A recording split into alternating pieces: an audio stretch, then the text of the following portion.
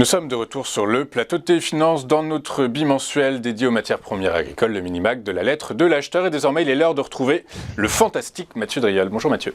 Bonjour Louis-Antoine. Bonjour Mathieu, vous êtes analyste senior chez Day by Day et je vous remercie parce que je trouve qu'on ne le fait pas assez souvent, mais on m'a traité du Brent sur Téléfinance, dans la lettre de l'acheteur. Le Brent, alors tout le monde le sait, hein, le pétrole a atteint des plus hauts de plusieurs mois, 90$ le baril il y a 2 jours, pour des raisons principalement géopolitiques, hein, Russie et Arabie Saoudite qui ont décidé de proroger la coupe dans leur production. Ceci étant, après 7 séances consécutives de hausse, le Brent a subi des prises de bénéfices. C'est encore le cas ce matin. Est-ce que ça va durer selon vous, Mathieu ? Alors si on prend le graphique que j'ai envoyé, sur lequel j'ai travaillé, en fait, donc qui est un graphique de moyen terme, hein, où un bar chart représente en fait une semaine de cotation. On voit bien qu'a priori, avec le signal donné, il faut encore le confirmer en clôture, mais enfin la clôture c'est ce soir.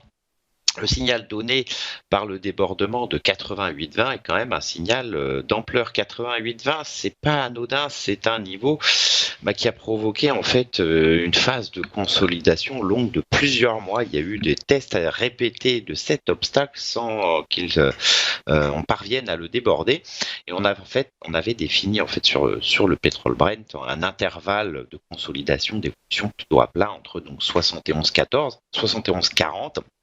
Là aussi, un support martelé à de très nombreuses reprises et cette résistance. Le fait de sortir par le haut en fait d'une consolidation à plat, si on prend un tout petit peu de recul, on constate que depuis l'année 2020 jusqu'en 2022, on avait quand même un mouvement haussier assez net sur le pétrole Brent. Et en fait, que toute la phase de 23 à l'été 23 n'a été en fait une sorte de consolidation, de digestion de cette phase de hausse. Le risque ici, effectivement, c'est d'avoir en fait un signal haussier sur un horizon de temps supérieur, ici un horizon de temps de moyen terme, et que d'une certaine façon, éventuellement, on ne soit qu'au début d'une nouvelle phase d'appréciation du Brent. Alors on a une première cible vers 99,60.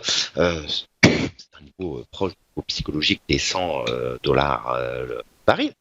Mais attention, en fait, ça pourrait bien aller plus haut. Plus tard, on serait sur quelque chose en fait qui ne viendrait que tout simplement que de commencer.